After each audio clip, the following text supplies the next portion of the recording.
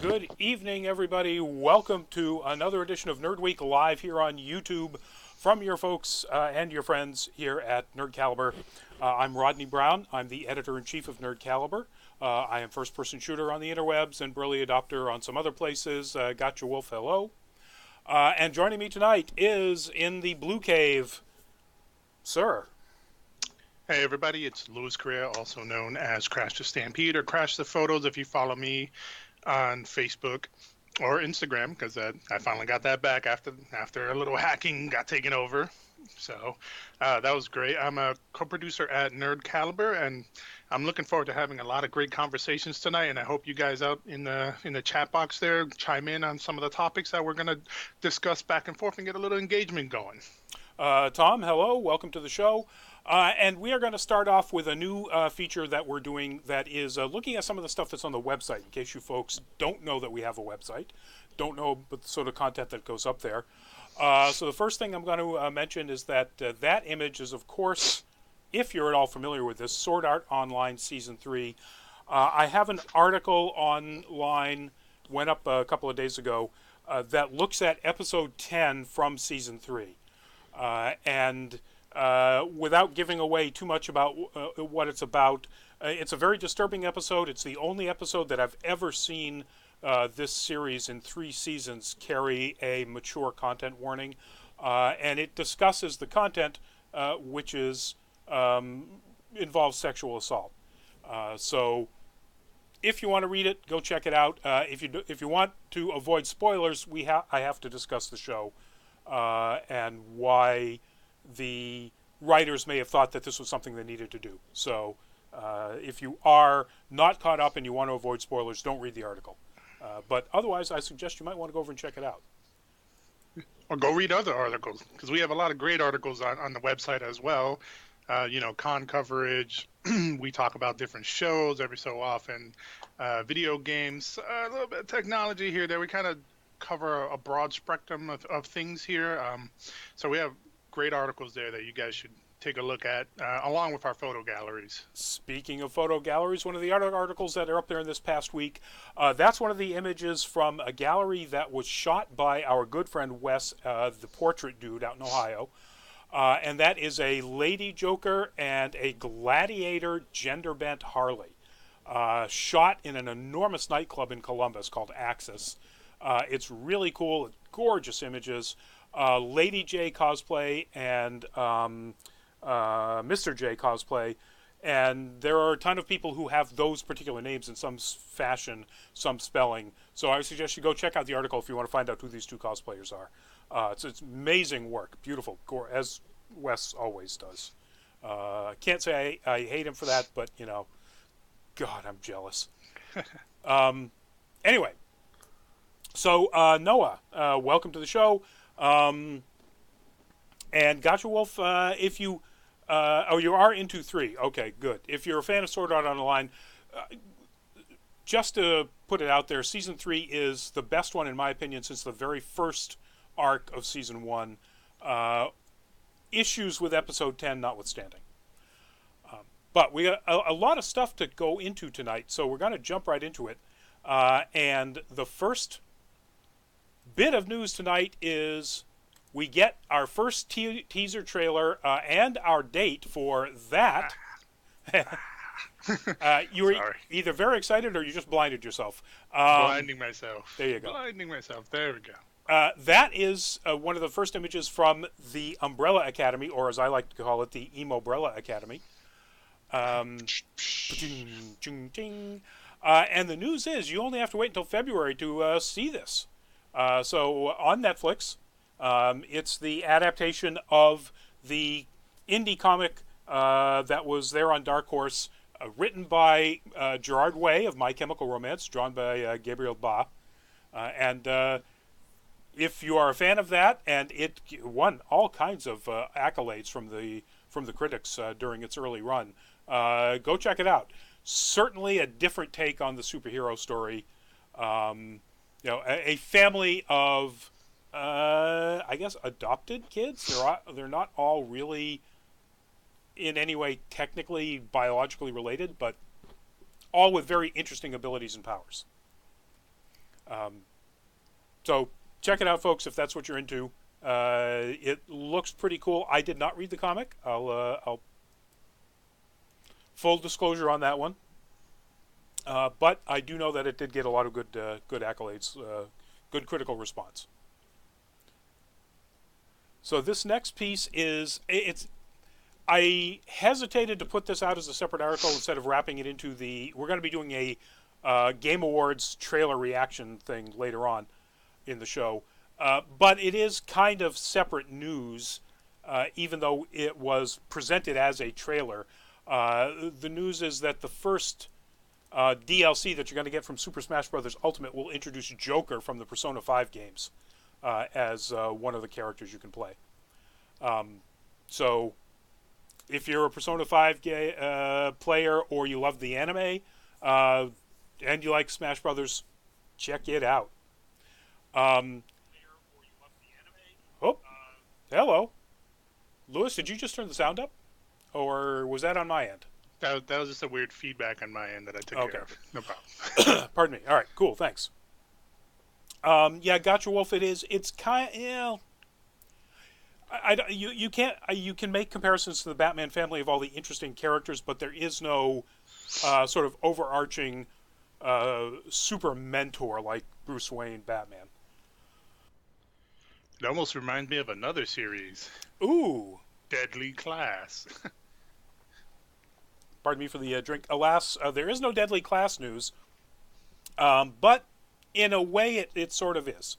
You could sort of say Deadly Class is like in between Umbrella Academy and The Runaways. But anyway, if you're a Joker fan from Persona 5, no specific release date as to when this DLC comes out. So you just have to sit and wait for to get your Phantom Thief on. Jaden, yeah, well, it's, the title of the show was sort of it was a play on that image of Thor sitting there looking like Eminem waiting to get his rap battle on. Anyway, next bit of news is Venom 2 is happening. Critically panned. This thing's made $850 million already around the world, so obviously a sequel's going to happen. But in a YouTube interview, with an interview on a YouTube channel, the writer of Venom has said that he can't say anything about whether or not there will be a sequel, except that there will be a sequel, but no other details about it. So I wouldn't be surprised. I mean, they're eager to launch a spin-off of Spider-Man, something that they can get out there to expand the portfolio, as you say. And Venom, for all its what I've read, mixed reviews, it's actually very interesting because a lot of like professional reviews panned it, but a lot of person-to-person reviews actually enjoyed the movie a lot. So it's kind of an interesting like parallel here, where you have like people who do this for a living who are like, this movie is just the worst damn movie I've ever seen. It's a hallmark to all these bad tropes and things like that. And then you have like Joe Nobody who's like, yeah, no, Venom was great. I loved Venom. It was really cool and funny and silly, and I didn't go in there expecting a whole lot, and I got what I paid for. Yeah, even our reviewer, for what it was, thought it was an entertaining movie. If you look at the Rotten Tomatoes reviews, yeah, the critics are panning it, but the audience meter is significantly higher. Obviously, somebody's paying for that $850 million. Honestly, gotcha. I have not seen the first Venom yet either. I was not the reviewer, so I didn't get to see it. Waiting for that drop on, a nice inexpensive to rent or something like that. Because I try not to find those alternate sites to watch the movies, because it's pretty sleazy when you get right down to it. Not that I might have fallen into that trap on one or two things in the past. Yeah. Everyone sells out of Rum Bay every once in a while. Exactly. Anyway, So our next bit of news is about yet another movie, and God, I can't believe that there's actually news about this. If you've been a fan of the show back when we were on Facebook, you might have remember almost a year ago, early January, we had the news that John Cena was in talks to be Duke Nukem in an upcoming adaptation of Duke Nukem. Hell yeah. Well, hell yeah, it's John Cena. We had the discussion at the time about how the character of Duke Nukem might play in modern sensibilities in modern society, and how John Cena's reputation as being a very level-headed, pro all kinds of lifestyles and attitudes person might not make him the right fit for this. The news is that they've added as an executive producer the producer of Assassin's Creed, the Assassin's Creed movie. Okay.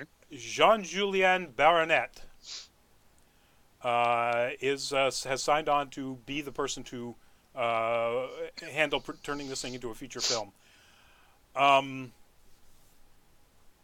I do not feel that is a good choice.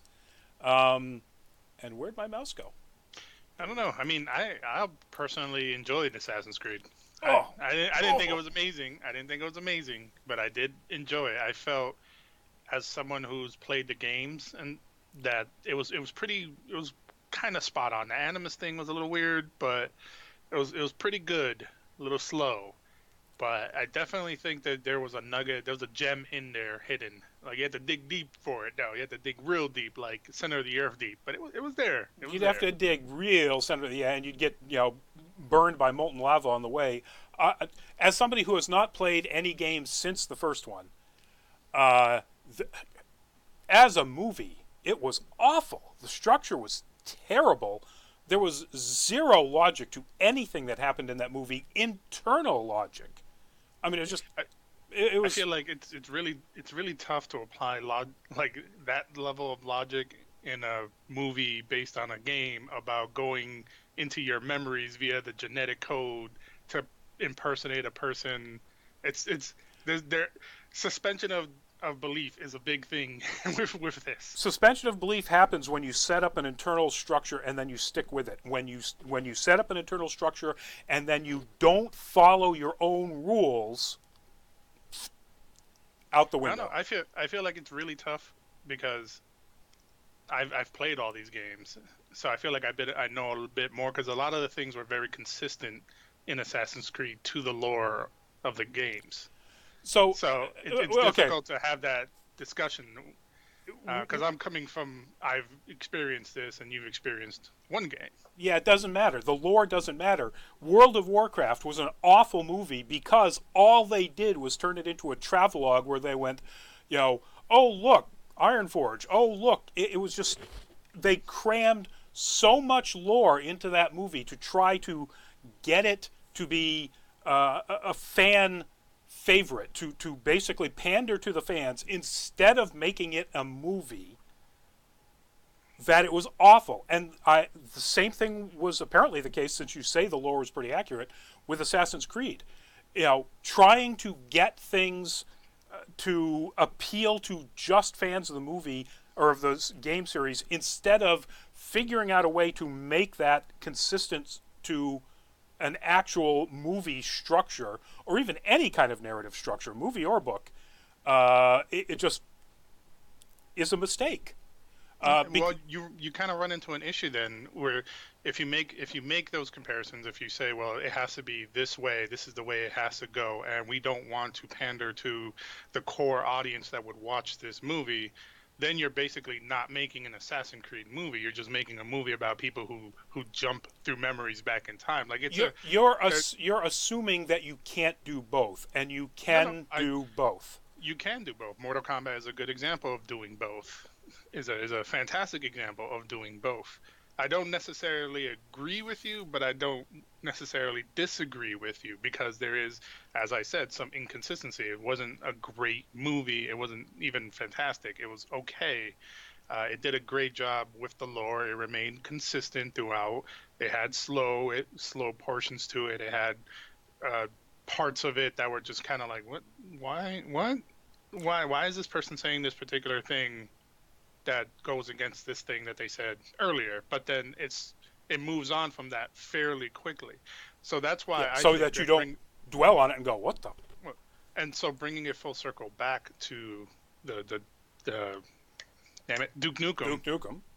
I mean, I feel like there's a strong chance that this might be a consistent thing.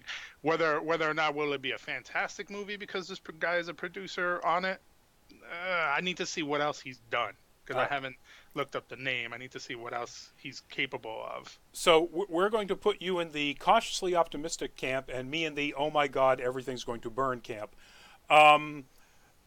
Here's one of the things. So our discussion earlier, as I said back almost a year ago, was about how they're going to deal with, this misogynistic, sexist,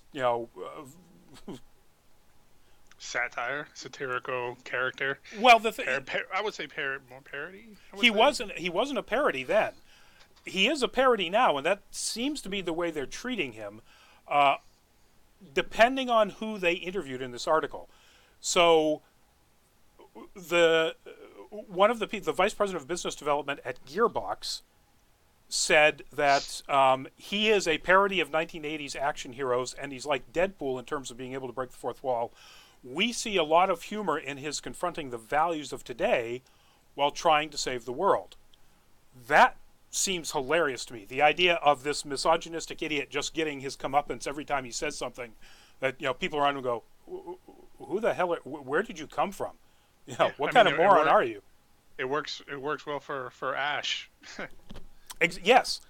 The problem is that this guy, this producer, Baronet, in the very same article says, let me get this quote exactly right, Duke is exactly the kind of very blunt character that we need in the world today. And that really worries me. That's I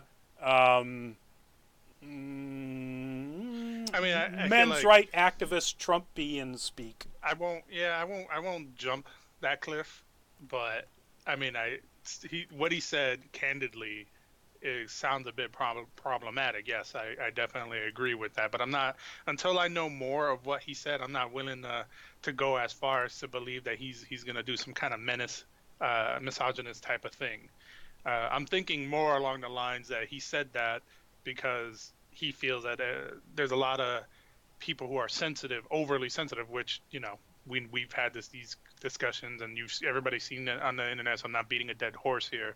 But when you say this is exactly the type of person you need, you're not. It depends on the framing of how he's putting that, because if it's Duke Nukem, who's a trope of 80s, 90s super action heroes, he's gonna be offensive 100% of the time, but it's the characters around him that will help develop and move that story along and combat that offensiveness, bringing him kind of like Austin Powers in the original movie when he realized a lot of his dumb shit wasn't gonna fly in the modern area. And that's what I'm hoping, based on what the Gearbox guy said, is that this is going to be, that's a great comparison, this is going to be like Austin Powers. It's like, boy, are you out of your time. So, kind of fingers crossed. They got John Cena. Now, John Cena is not going to do something that's going to ruin his reputation, I don't think. So, and they get a double bonus because they don't have to dub his voice in Mandarin because he speaks fluent Mandarin. Cena speaks Mandarin? Yeah. Wow. Yeah, surprisingly enough, he speaks very fluent Mandarin. That's awesome. I didn't know that. Newbury. After this, well, I'll send you the video of him doing a commercial. Nice. In Mandarin. Newbury represent. Massachusetts boy. A couple of questions back here. Gotcha. What about The Rock? I assume you mean in the role of Duke Nukem? Yeah, that was only a rumor. Yeah, Cena's signed, as far as I know. Jaden the Venom movie was awesome. See, that's what we were talking about. That the general audience perception that is a lot better than what the critics thought about that movie. Gotcha. We're not talking about that, but no, I haven't. And I don't think our reviewer has seen Spider-Man Into the Spider-Verse yet. I'm not sure when that screening is for us. Coming up very shortly, and I can't remember. I think the embargo for our review is sometime in the next week, so it's not something you'll see in the next couple of days. I don't think. But stay tuned to the website. It will be up there. And you have a question, feel free to throw it in there and ask. Ideally, it's about our topic here. If it's not, probably we won't answer it, just to be clear. Yeah, what do I think about Deadpool? It's a big, that's a deep, deep topic, and it doesn't apply to any of the things we've got on our plate. Gotcha. Generally, love the character, love Ryan Reynolds' version of it. I don't think we need to get any deeper into that tonight. But this next piece of news and bit of news comes out as beat of news, folks. Is news about the Picard series, or the Star Trek series that's going to be on CBS All Access that will feature Patrick Stewart reprising the role of Jean-Luc Picard. And apparently everybody at CBS and all the production companies and everything still, they call it Picard too, even though it has no official name. The word is that we will be seeing this at the end of 2019. So we have not a date, but a time period. I feel that we're definitely due. I love Picard. I mean, Picard, for me personally, and for everybody out there in the chat, I'm going to be real honest. Picard is my number 2 favorite captain. Cisco is my number 1. All right, I'll buy. I love Avery Brooks and I love the character of Cisco. So, I think personally I might give Picard a little bit of an edge, just because he can be such a curmudgeon. Shut up, Wesley. I just love it. But that's a close one for me. Cisco's.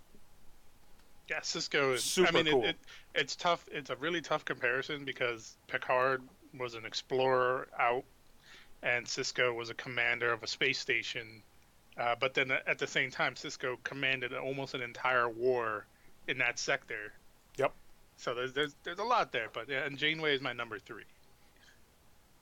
Yeah. All right. I can see that. I might put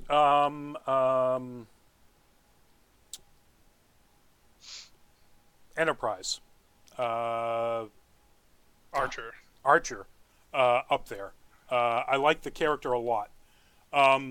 Anyway, so the news is, and both Patrick Stewart and the producers have said that the show will be somewhere in between Next Generation tone and Discovery tone. It will be slower paced and quite a bit more intellectual or emotional than Discovery is. But it won't be quite as, from what I understand, explorational like Next Generation. They're calling it a much more personal story. So that's fair. I mean, I hope there is a bit of exploring here. It depends on where they're taking place in terms of the timeline. Yeah, that matters to me. But like, I'm ready for a slower Star Trek. I don't know about you. I wasn't a fan of the Abrams stuff. It was great, I thought, but it wasn't the Star Trek I love, because I've always enjoyed Star Trek in the going out and talking to people and figuring out problems that way, not phasers first. Have you seen Discovery on CBS All Access? I've only seen like one episode. I love it, but I get that because when people ask me about it, I always say, it's Battlestar Galactica as a Star Trek series, as opposed to Next Generation or the original series. It's a lot more, because it's about the Klingon War, so it's a lot more bang bang excitement than it is intellectual curiosity. Discovering new. I mean, they discover plenty of new alien types, but anyway. Yeah. So later in 2019 is when you get to see it on CBS All Access. So again, you got to pay Pay that extra money. More streaming, yay! Yeah, yeah. All right, our next topic is so that right there is one, gorgeous artwork, but two, that is the look of the upcoming major in the new anime series about Ghost in the Shell, um, which is being done by in cooperation with the original creator. Huh. Yeah. So this looks like it's got all kinds of good parts and pieces to it. So Netflix in 2020. It is a multi-arc anime series. Apparently, there's been some confusion about whether it was going to be a movie or a series. It has been confirmed that it is going to be a series. Um, so Is it like a rise in terms of like her early years? Did they go into any specifics about that? let's see. Have two. So production IG is going to be doing the work. Um, and I don't see anything in here about where it's going to be set in the storyline, unfortunately. Huh. But the people who are going to be doing it are Kenji Kamiyama and Shinji Aramaki. Will both be directors of various episodes. Kamiyami did Standalone Complex, Ghost in the Shell Standalone Complex. Oh, you already won me right there. And Aramaki did Appleseed. Oh, yeah, that's double. You won me twice. Yeah. Twice over. My pants are wet. It looks great. It's got a heck of a pedigree of people involved in it. I'm looking forward to it. 2020 can't get here fast enough. Maybe sort of wash the effects of the Scarlett Johansson movie out of our brains. Maybe. Gotcha. If you've never seen Ghost in the Shell Standalone Complex, I highly recommend it. If you're into animes that are cyberpunk and very intellectual, there's a lot of thinking. There's no hand holding in terms of like storyline. So if you're into that, try. And I think actually Netflix is doing a good thing in here, and not only using an established story to go to make people come back, but also conversely, cyberpunk is actually having a resurgence with 2077 and like a lot of other stuff. Shadowrun is coming back. There's a lot going on in terms of cyberpunk and dieselpunk, and I think tapping into that market is fantastic because a lot of people have loved the cyberpunk dystopia thing, and so it's Altered Carbon is a great example of that, the cyberpunk dystopia. Alita Battle Angel, which is coming right up. Yes. Also inspired by an anime. So yeah, it's getting. I mean, we can make the political connections here as to why dystopia is becoming popular. But as far as and I can't even really call it a dystopia. It's cyberpunk in the Neuromancer, in the William Gibson sense, in that there are people in the world who have it worse than they do now, and there are people in the world who have it better than they do now, and it's just a different world. I'm a little, because in Standalone Complex, the government is very oppressive. Like the government isn't very controlling and Orwellian. Yeah, and in most of William Gibson's stuff, the corporations are in the same boat. So yeah, all right. There is some dystopian elements to it. But if you look at history, you just roll back 50 years, and you're talking about, the Russian government, but with better technology. I mean, there are examples of where this sort of world could happen, except for the technological aspects of it in history. But yeah, gotcha. I would recommend it strongly. It's as Lewis says, the story. In fact, the story is subtle enough that there are times in one particular episode where you just kind of tilt your head, going, "Where are they going with this?" Until they actually get there, and you go, "Oh, okay, I get it." It definitely doesn't spoon feed you the story at all. it's always going to be, for me, it's always going to be that one episode with the android that repeats the movie lines. I still think about that sometimes at night. Like, oh, was it legit, or was it just mimicking? I don't understand. And they left it sort of ambiguous there, just kind of so it bakes your noodle, and it sure does. Thank you, Yep. Oracle. It bakes your noodle. Yep. Uh, yeah, gotcha. If you're into the stuff like Fairy Tale or Miss Kobayashi's Dragon Maid, I love Miss Kobayashi's Dragon Maid. This is different. This is darker, more violent, more serious. Um, very little comedy. With a few elements like weird androids and things like that. But again, I would recommend it strongly, or wait till the one in 2020 for the Netflix one. So moving on to our next topic. That right there is Mr. Wednesday. If you don't know who Mr. Wednesday is, Mr. Wednesday is one of the main characters from the Starz series American Gods. And the news is American Gods Season 2 is coming right up. Like, right up March. March 10th, in fact. 8 p.m., March 10th, 2019. Season 2 will start, and there is a trailer out there, folks.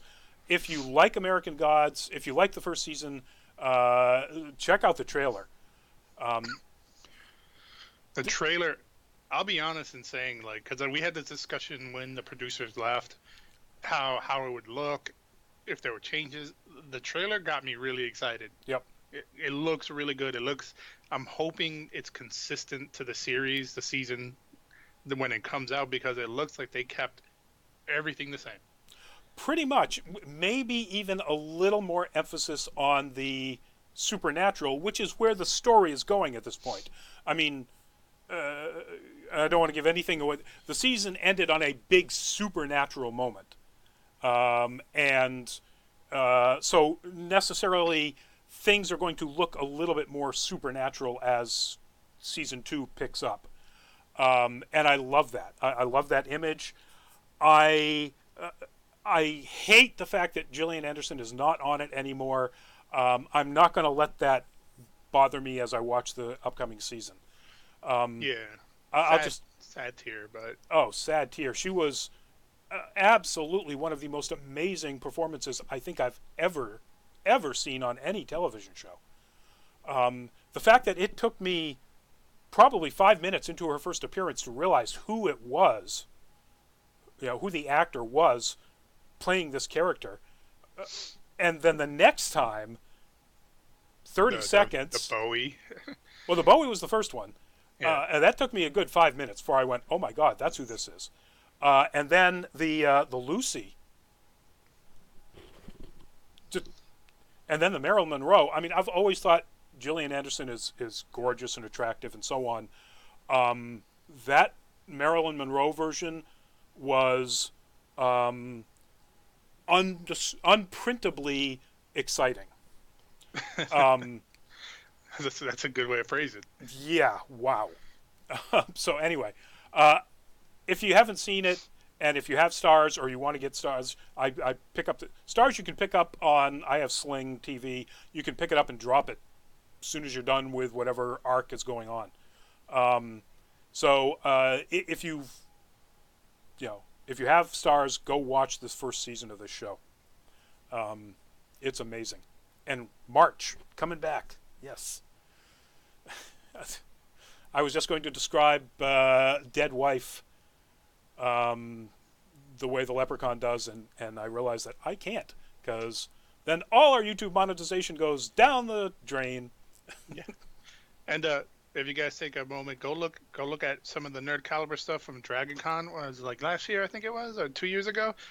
I actually did an American God group, and I was Anubis. Yep. Beautiful images. And great cosplay, man. Great cosplay. All right, March 10th. Check it out. Moving on to our next story, and God, I can't believe we're talking about this. Is what, the 4th week in a row? Is Fallout 76. Hold on, let me get the shovel and go get another horse. Yeah, beat that dead horse. Look, so right out of the gate, I'm going to say this is their problem because they didn't have enough control over the company that they were using for this. So the story is, people who were signing up to get the refund or the exchange for the bag that they got in the $200 $200 special version. What do they call Power it? Armor Power edition. Armor edition. That was a crappy nylon bag instead of the canvas bag they were promised. The company said, "Hey, we'll make it right. Give us your information." The third-party vendor company that they were using to collect and garner all of that started passing other people's confidential financial data to the wrong people. A significant financial data breach. Gotcha, you've never heard of the Fallout 76 problems? It's going to take way too long to go into all of them. Just go look up Fallout 76 problems, and you'll have reading for days and days. But this latest problem is that they gave out financial data for a lot of their customers. The customers who were most horribly abused by what they had done before. So to be clear, because there's the instance of the support tickets on the form, is that what you're referencing? So basically, customers would submit a support ticket to have the nylon bag replaced by the canvas bag, and they were able to access everyone's tickets with all their personal information and stuff like that on the form. I just want to be clear because it almost sounds like a different issue. No, that's the issue. Okay. I didn't describe it well enough. That's the issue. It's still a data breach. Yeah, no, absolutely. It's just it sounded like two different things. I wanted to make sure it was the consistent one problem with because that sucks.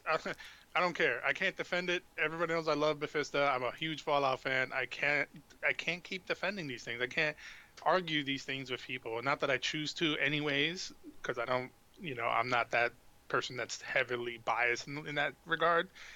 This is just ridiculous at this point. Like, this is just basic encryption things. Like, how can you not encrypt people's data and do all this? How are you just so flippant? And then you can't throw 500 atoms at people on this one. This is not going to work. It's not going to work. This is like back when it was discovered, I think it was like iOS version 6 and before, that Apple was storing all password data for the users, for anything that they stored password data, in a text file in an unencrypted folder on the phone. I'm like, what? It's like, what the hell, man? Yeah, it's tough. I mean, I keep I want to root for the underdog here, but the consumer is the underdog. So I'm rooting for them because anybody who sees my personal Facebook or whatever, I've been putting some serious hours into Fallout 76. My friends, we stay up to like 6 a.m. playing. It's a fun friend game, but this is absurd, man. Bethesda, you need to start knuckling down. I don't care if you got to fire people or get a commissar in there to crack the whip. Whatever it is, fix it. Get it done. Stop with this bullshit, because this is just beyond the pale at this point. Yeah, it's just ridiculous. They have ruined their reputation to a point where it's going to take them years, if not decades, to build back from this. Yeah, everyone, any gamer who plays Bethesda games automatically just accepts glitches in their games and bugs. Right. But this when it's extending beyond the game and to this degree, it's crazy. It is, and that's funny. You're talking about accept it. When announcing Fallout 76, the head of the studio joked about their own reputation, about having awful reputation for bugs in the games. This isn't a bug in the game, though. This is, you can't imagine kicking people who are down worse than what they just did with this particular error. Alex, hi. Uh, Impressive use of emojis. So, anyway, moving on. So now, folks, we're getting into our going. I am Alex, and you, I think, are about to get.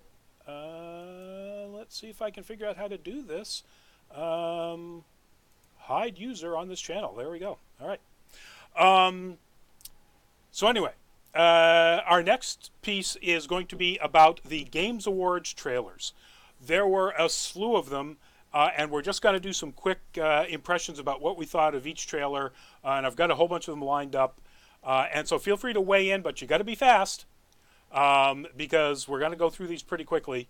If I can get my mouse to the right screen here. First up, Anthem. The latest trailer for Anthem dropped. I thought it made the game look a lot more interesting than just a bunch of buddies running around shooting weird alien things. Lewis. The trailer looked great, but I, I don't like being lied to either. Trailers always look great. Trailers always look amazing. Destiny 2 trailer looked amazing. Anthem to me feels like Division in space, and it just I enjoyed Division a lot. I did, but it got to a point where it's grindy and the story just kind of fell apart after a while, and that's what I fear with Anthem. That's how I think Anthem's gonna go. I feel like it just EA just.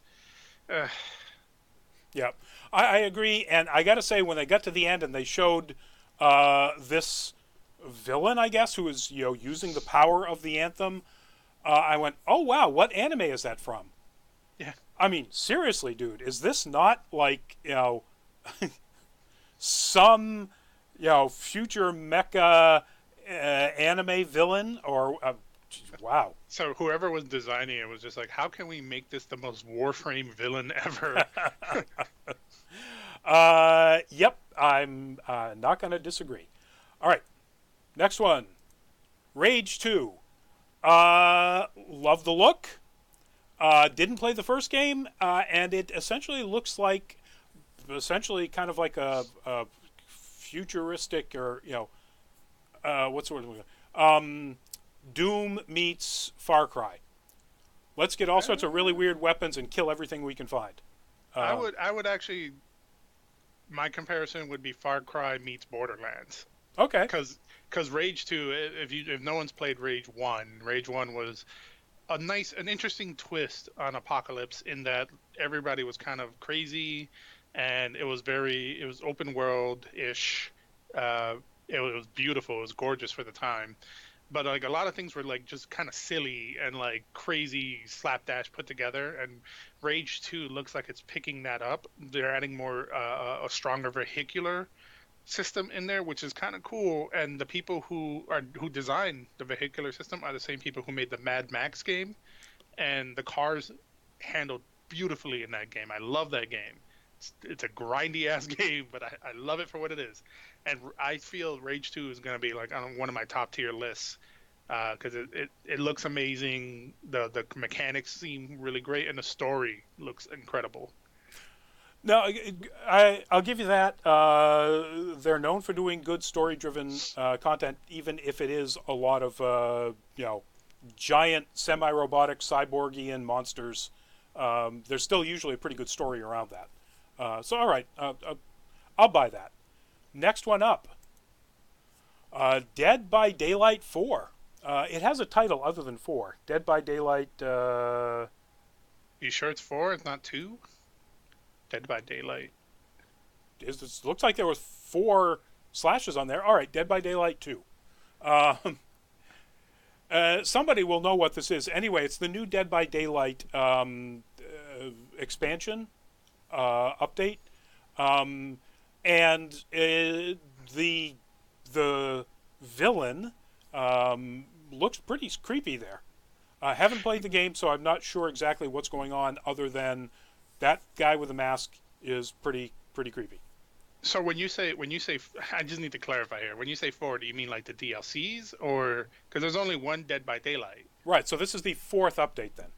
Okay, that makes more sense. Great, fantastic. Yeah, I've owned this game. I actually played this game beta as well. Dead by Daylight's kind of fun if you're into group dynamic games where you have to repair generators to escape. Think think Jason Voorhees stalking you, and you're trying to find a way out of the camp. Yes. That's the concept here. Even though that was a game as well, same idea, same games, almost same game, same concept.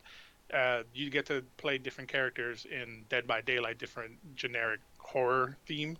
So that one looks pretty cool. I'm curious of what his abilities were because I missed this trailer. So from what I understand in reading about this, this is the first time the character is human. So it's going to be more like, as you say, a Jason Voorhees thing as opposed to the only experience I have with this. I actually watched Dollalicious on one of her Twitch streams play it and die a lot for about, I don't know, half an hour or so. And those were supernatural horror things that were attacking her. They obviously had abilities.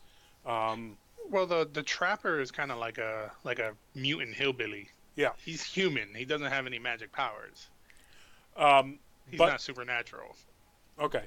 But this guy is, apparently from what I said, this guy is just straight up human, according to what I've read. No. And it's sort of a mystery is you have to figure out who he is. Because he's apparently one of the various people you can interact with. That's actually pretty interesting. I'm gonna look into that.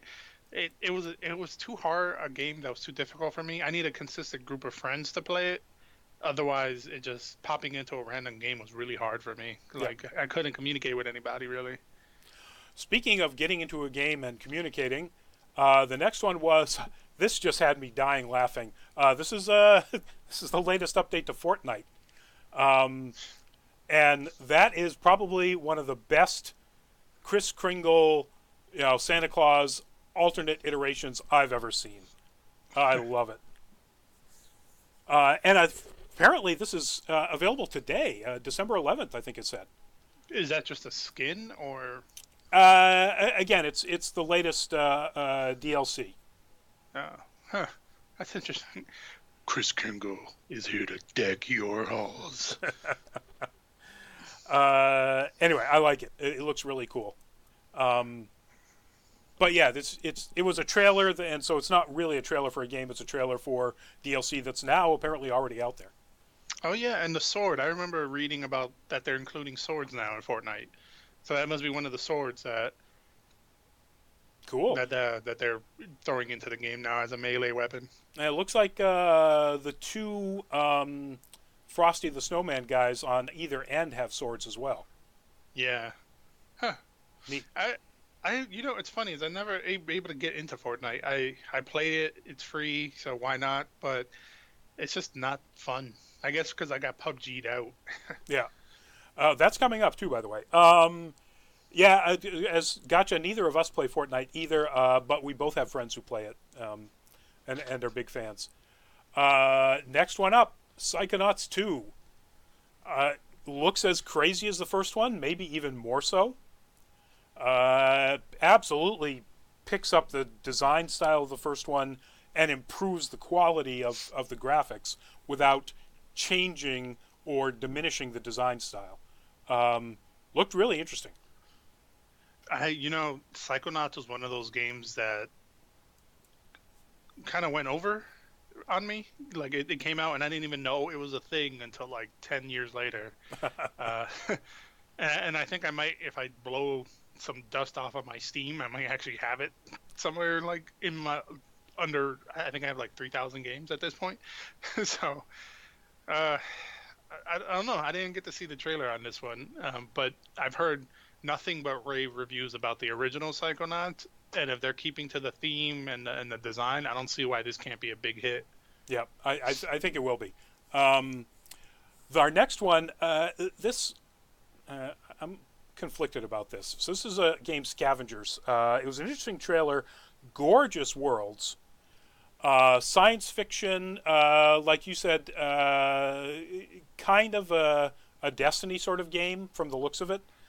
But it's made by people who were on the original Halo development team. I love the look of the worlds, and I didn't pick among the dozens of concept art stuff that they put out there because it's clearly concept art, and this is as far as I can tell, what the characters look like in the game. More so than even the cinematics. The cinematics were very cinematic, Yeah. high quality graphics. I did watch a bit of a gameplay video Mm-hmm. on it, and it looks interesting. I could honestly say it's not my cup of tea. It's sort of it's hard to more like Destiny 1 with a little bit of PUBG and a light survival like Fallout 76. Yeah. You have to survive in the storm, not as aggressively as a lot of other games, but you have to survive. You have to eat, stay warm. You move. There's fighting raiders, things like that. But it seems, to my understanding, to be a more of an instance thing where you arrive and there's just that small map, and then you have to gather as much as you can to evac or Escape from Tarkov would be a better example. Okay. You show up in the map, you get stuff, and then you leave. And Just like, gotcha. See ya.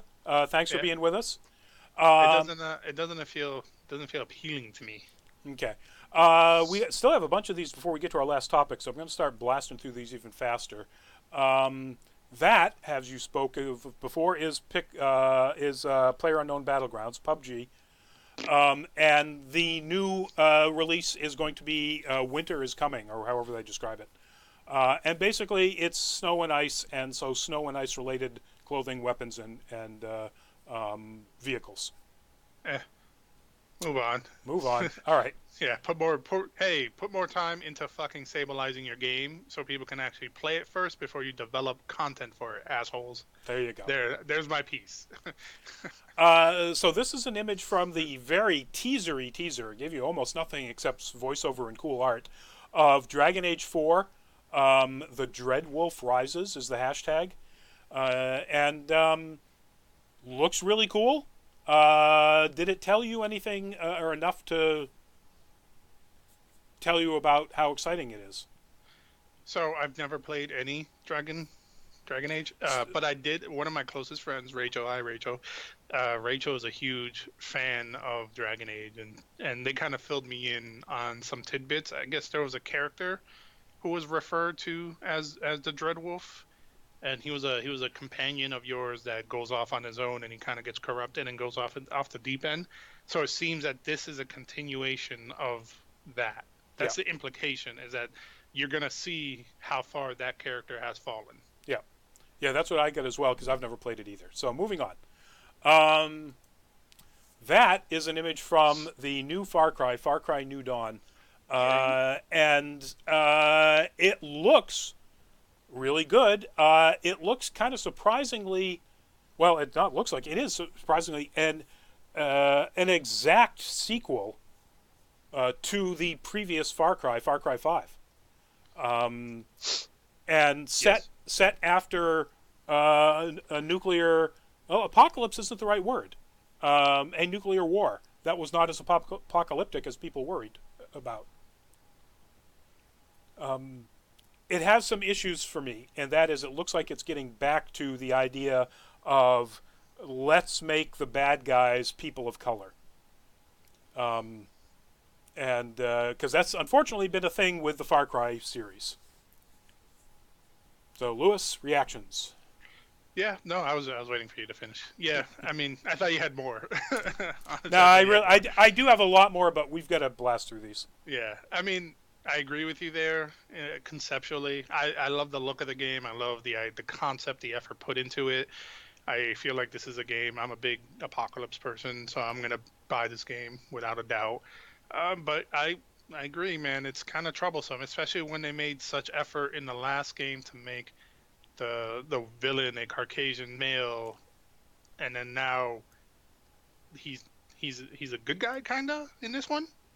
At least sympathetic. Let's put it that way. Yeah. Yeah. He has a redemptionist arc, and Yep. it's come on, man. I don't need no fucking Bakugo shit. Oh. Now I got triggered.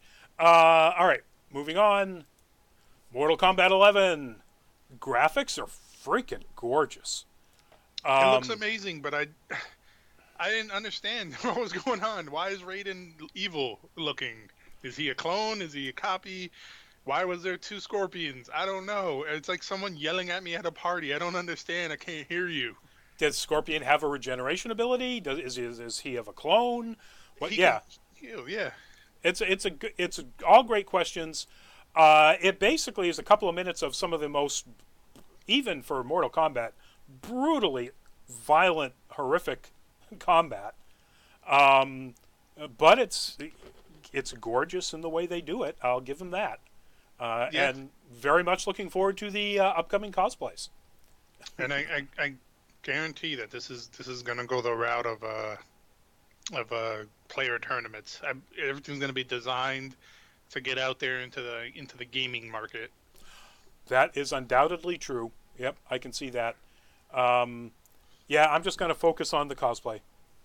Wait for Bethany Maddock to come up with her new Scorpion.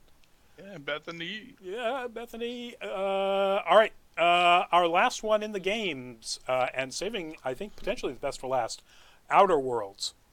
Um, Oh, yeah. it looks gorgeous. Original makers of the Fallout franchise, correct? Yes. And Yes. the studio that made Fallout New Vegas, which a lot of people consider to be one of the best. Um, I would honestly put New Vegas 1, 2, Vegas because in that yeah, order. Because Fallout 3 was okay, but it wasn't as good as I didn't feel it was as good as Vegas. but this game, which is a space, far-flung edges of the galaxy kind of game, clearly hews to the feel of the early Fallout games. Absolutely. Me and my friend, my boy Mike, when this got announced, we lost our shit because it looks so good, and it's exactly what we've been craving for a long time. I'm a big sci-fi person.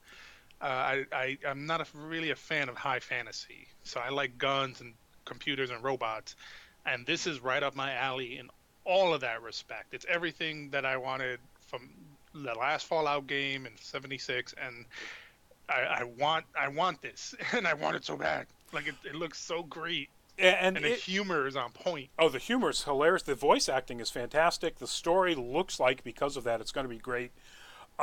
Even the design of things like the spaceships, while it's not nearly as retro as Fallout's technology, it has a bit of a retro feel. It's not, this isn't this isn't Mass Effect stuff. This is a little closer to Fallout stuff than the Yeah, super science look of Mass Effect. And it's a gorgeous look. It looks really cool. it definitely and to build on what you just said is what I really enjoy that because it's supposed to have a rustic. This is the space western look. Yep. So having everything look in that kind of theme is incredible.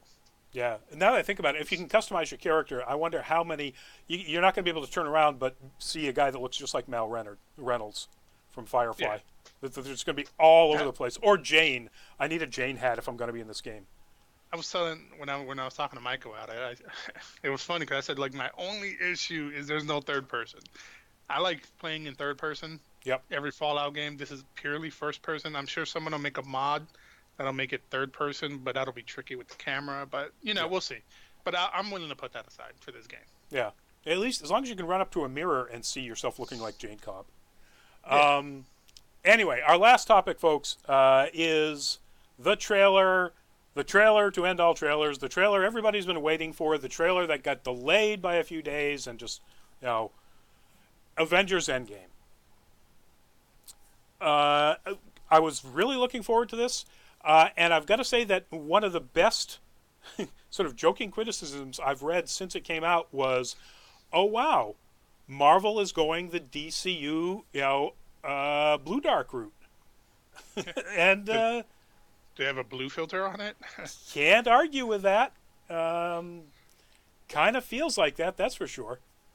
Uh, you know, I'll say this in that yes, I agree that's funny. That is actually kind of funny, but I will also say that like if anybody actually expects this movie to be chipper and fun and witty, then I don't feel that you're in the right place at the moment because half of the universe is gone. People have lost family, friends, things are breaking down. Like I don't think anybody's gonna be high fiving and having shawarma when when half their friends aren't there to be at the party. Like, But for all of that, it gets redeemed right at the very end. That the Ant-Man reveal at the end is hilarious. It's Paul Rudd is a blessing for the MCU, as is Tom Holland, and obviously they're not going to show you any Tom Holland stuff, yeah, but you know he's in there. Oh my God! So Paul Rudd is great. we know at one point this completely just this jumped into my head. We know that they go back in time because we've seen on-set recreations of things that happened in previous, like the Avengers fight in New York. What if they go back in time far enough and Tony has a one night with Aunt May? The ages are right. Let's not make it weird. Don't make it weird. Let's keep that to your fanfic. Just think, Peter could actually be Tony. Well, anyway. There was a meme someone shared on my wall where it was just like, where it's Tony and he's like, all right, who actually, or Captain America's like, Tony, you need to do something about your kid. He's getting yes, and he's like, who thinks Spider-Man is my kid? And then everyone raising their hands like, no, Spider-Man, put your hand down. Yeah. So it didn't reveal a whole lot except that we know that Tony's on board the Benatar. I had to look that up. That's the name of the Guardians ship that they were using in Infinity War. The Benatar. Well, because the Milano was destroyed. So anyway, he's in the Benatar. It looks like he's in there with Nebula, because she's definitely on that ship, although you never see them in the same scene. But she's also on that ship in her scenes. Let's see, what else do we get? Obviously, Black Widow and Cap are at Avengers HQ. We see Banner is there as well, and he's looking at the screens. It shows Ant-Man. It shows Scott Lang as missing, but another screen shows the people that apparently we know have been dusted, and Shuri is one of them, which really sucks. But we get nothing about how this plays out. You know what we do get is they dropped a second poster. They just today, actually. And unfortunately, I don't have that artwork. Well, one, because of incredibly vertical posters, as all of theirs are. And that poster shows clearly the soul gem realm that Thanos saw in his vision when he saw... this is a spoiler for Avengers Infinity War, folks, if you haven't seen this. Warned. Where he saw young Gamora inside this red place with what looks like a pagoda gate. In this poster, it's the pagoda gate. It's more orange than red. And all of the dusted people that we know of from, or the major characters from Infinity War are in it. Drax is in it. Spider-Man is in it. Doctor Strange is in it. In profile, they're all in silhouette. You can't see their features, but it's clear that it's them. And it's clear that this is that same realm of inside the Soul Stone. Yes. And I remember I last time we talked about theories about this, I pointed out the microverse inside of the Soul Gem in the comics. Yeah. So, and I think that's where that's 100%. That poster confirms my theory, which is a comic thing, so it's not necessarily a theory. Yeah, it indicates, well, it is a theory that they're going to be utilizing it in the movie, so it's still a theory. And it indicates strongly that your theory is right. I think that's the case. Faves, how you doing? Faves, you jumped in pretty much right at the end here. We're just wrapping up talking about the Avengers Endgame trailer, what we saw in it, what it tells us. another thing is obviously Scott's there. Scott got out of the quantum realm somehow, and he has the van that had the miniaturization quantum realm tunnel in it with him. That bitchin' van, as we would say in the 80s. I still haven't seen the second movie, by the way. I need to get on that. You need to get on that because that van that he's standing in front of is very important, obviously, to the upcoming movie, and it's in the end credits. Put it that way. But yeah, so it looks really cool. I can't wait. April 29th, end of April, and I am very excited for this. And I guess that's it. Brightburn? Oh, I didn't create. You're right. I forgot about this. I'm sorry I didn't pick up an image for this, folks. If you have not seen the trailer for Brightburn, which is the James Gunn produced. I don't want to give away what the trailer is because as you get through the trailer, you kind of go, "Wow, this sounds really familiar," and then by the time you get to the end, it is horribly familiar, horrifyingly familiar. But watch it, Brightburn. Go look it up. Justice Lords. That's all I'm saying. Yeah, worse. I would say worse. But yeah, go look this up. I am probably as excited for that as I am for Avengers. Just the story looks absolutely brilliant and horrifying. So anyway, on that note, faves, we're hyped obviously for Avengers Endgame 2, or Avengers Endgame as well. Good Lord, please don't make them break this into a 2 movie. Anyway, so thank you all for joining us. For me, Rodney Brown, editor-in-chief at Nerd Caliber. For Louis Correa, Crash the Stampede, Crash the Photos, Crash Override on various platforms and so on. You guys folks have a good night and a good week, and we will see you next week with more exciting nerd news. Bye-bye.